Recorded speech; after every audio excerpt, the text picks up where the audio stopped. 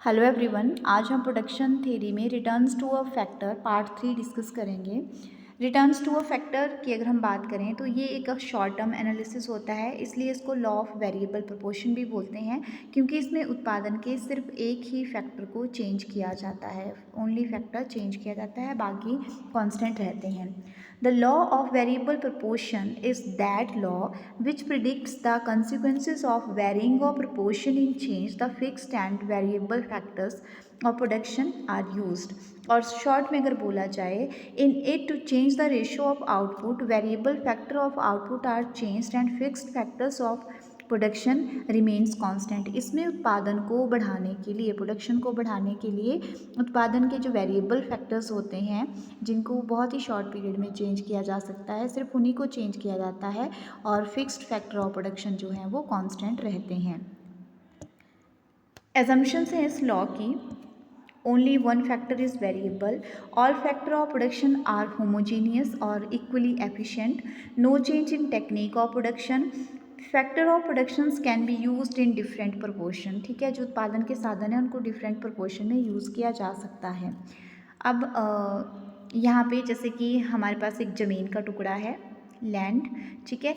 अगर इसमें हम उत्पादन को बढ़ाना चाहते हैं तो जो ह्यूमन बीइंग है, ठीक है, जो लेबर है, वही हमारे पास जो है वेरिएबल फैक्टर ऑफ प्रोडक्शन है, हम ये मान के चलेंगे, ठीक है, हम उसी को सिर्फ बढ़ाएंगे। प्रोडक्शन में जो इक्वली एफिशिएंट का कॉन्सेप्ट है वो बोलता है कि जो हमारे पास ह्यूमन बीइंग है, ठीक है, जैसे हम फर्स्ट मैन को काम पे लगा रहे हैं, फिर दूसरे को लगा रहे हैं, तो इनकी जो काम करने की स्किल है, एबिलिटी है, वो सेम होगी, ये मान के हम चलते हैं।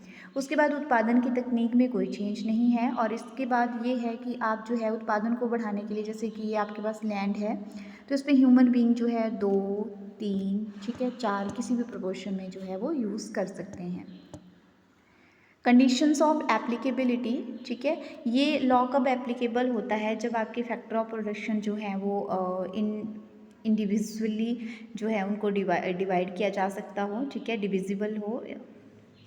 उसके बाद जो है इंडिविजिबिलिटी ऑफ फैक्टर्स ऑफ प्रोडक्शन के बाद आता है चेंज इन फैक्टर रेशियो को चेंज किया जा सकता हो, और इम्परफेक्ट सब्स्टिट्यूट, ठीक है, उसका कोई परफेक्ट सब्स्टिट्यूट ना हो, जैसे आप ह्यूमन बीइंग का कोई परफेक्ट सब्स्टिट्यूट नहीं है। हम ये मान के चल रहे हैं, खेत में अगर हमने सब्जियां उगानी हैं तो ह्यूमन बीइंग या लेबर को हम बढ़ा रहे हैं, तो इस लेबर की जगह हमारे पास कोई सब्स्टिट्यूट नहीं है। हमें अगर उत्पादन को बढ़ाना है तो इसी लेबर को इंक्रीज़ करना पड़ेगा। उसके बाद बात आती है पोस्टपोनमेंट ऑफ लॉ। जो हमारा law of returns two factor है वो कब पोस्टपोन हो जाता है, जब टेक्नोलॉजी में चेंज हो जाए और there is no fixed factor of production, उत्पादन का कोई स्थिर साधन ना हो, सिर्फ सारे साधन वेरिएबल हो। Stages under returns two factor, इसमें 3 स्टेजेस हमारे पास आती है। एक आती है इंक्रीजिंग रिटर्न्स टू फैक्टर, दूसरी आती है constant returns two factor, and third आती है decreasing returns two factor. Increasing की अगर हम बात करें तो इसमें क्या होता है, जब आप वेरिएबल फैक्टर को जो है इंक्रीज़ करते हो तो आपका जो मार्जिनल जो प्रोडक्शन है वो इंक्रीज़ होता है। इंक्रीजिंग रेट पे जो है आपका टोटल प्रोडक्शन बढ़ता है और मार्जिनल प्रोडक्शन इंक्रीज़ होता है। आप यहाँ देख लीजिए इस एग्जांपल में, ये आपके पास लेबर है और ये कैपिटल है, कैपिटल कांस्टेंट है, लेबर 1 2 3 4 5 करके आप इंक्रीज़ कर रहे हो, अकॉर्डिंगली आपका उत्पादन बढ़ती हुई दर से बढ़ रहा है, 4 10 18, ठीक है, 4 किया तो 8 28, 5 लेबर यूज़ किया आपने एक ही ज़मीन के टुकड़े पे तो 40। मार्जिनल प्रोडक्शन देखिए, पहले 4 था, फिर 10 - 4 6 8 10 12, इंक्रीजिंग रेट से जो है वो बढ़ रहा है। इधर आप जो है वेरिएबल फैक्टर ऑफ प्रोडक्शन को इंक्रीज़ कर रहे हो तो आपका मार्जिनल प्रोडक्शन भी इंक्रीजिंग रेट से बढ़ रहा है। ये देखिए डायग्राम में जो है हम इसको इस तरह से टोटल प्रोडक्शन को शो कर सकते हैं, और मार्जिनल प्रोडक्शन जो है वो इस तरह से आएगा 45 डिग्री के एंगल पे।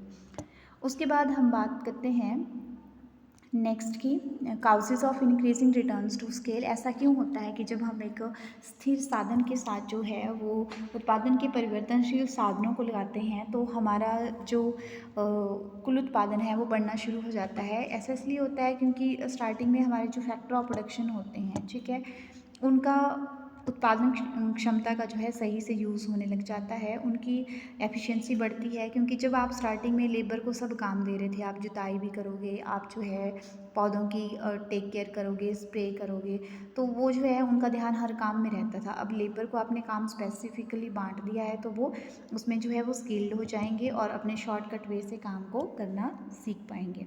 उसके बाद better coordination between the factor, जितने उत्पादन के साधन चाहिए होते हैं उतने साधन अगर फिक्स्ड फैक्टर को मिल रहे हैं तो उससे जो है बेटर कोऑर्डिनेशन आ जाता है। लिमिटेशन क्या है इस लॉ की?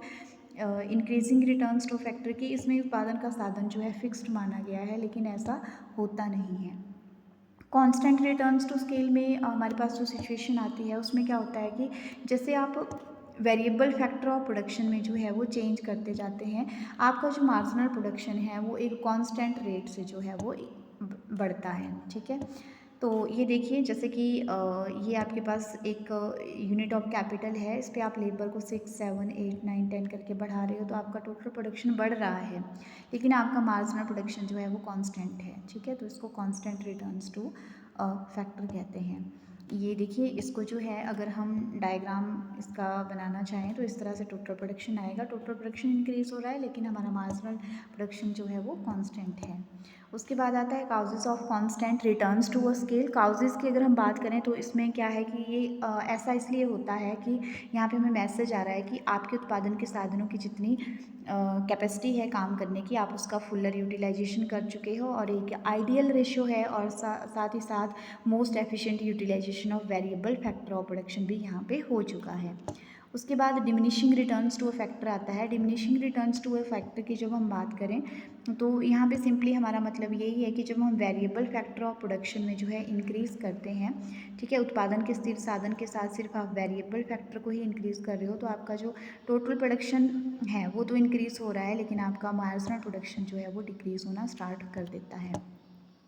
सो ये देखिए, ये टेबल है, यहाँ पे आप यहाँ देख सकते हैं 1, 2, 3, 4 करके जो है आपने यहाँ वेरिएबल फैक्टर्स को बढ़ाया, आपका टोटल प्रोडक्शन जो है इस तरह से बढ़ रहा है, लेकिन आपका मार्जिनल प्रोडक्शन 3, 2, 1, 0 नेगेटिव जो है ये घटना स्टार्ट हो गया है। आप इसको जो है अगर डायग्राम की हेल्प से शो करना चाहो तो ये देखिए, ये आपका जो है टोटल प्रोडक्शन कर्व है, ठीक है, जो बढ़ रहा है, और फिर उसके बाद पीक पे आने के बाद घटना शुरू हो गया है, ये आपका मार्जिनल प्रोडक्शन कर्व है। काउसेस ऐसा क्यों होता है? क्योंकि हमारी लागत बढ़ना शुरू हो जाती है। आप ज़मीन के एक टुकड़े पे जो है वो सिर्फ लेबर को ही बढ़ाते जाते हो, वहाँ भीड़ इकट्ठा हो जाएगी, वो आपके प्लांट्स को है तोड़ फोड़ देंगे, ठीक है, टूट जाएंगे उनसे प्लांट्स, तो इससे नुकसान हुआ, आपका खर्चा बढ़ा, और साथ ही साथ fuller utilization of factor productivity, ठीक है, और इसमें क्या है कि फुलर यूटिलाइजेशन हो चुका है, अब आप एक्सेस में उसको जो है वो यूज़ करोगे तो उसके आपको जो है एडवर्स इफेक्ट ही देखने को मिलेंगे। और ट्रैफिक मैंने बता दिया, जैसे ज़मीन का टुकड़ा है उस पर जो है आप जो है एक ह्यूज लेबर इकट्ठा कर रहे हो, तो वहाँ पे क्या है, भीड़ भाड़ ही बढ़ेगी। So thank you friends.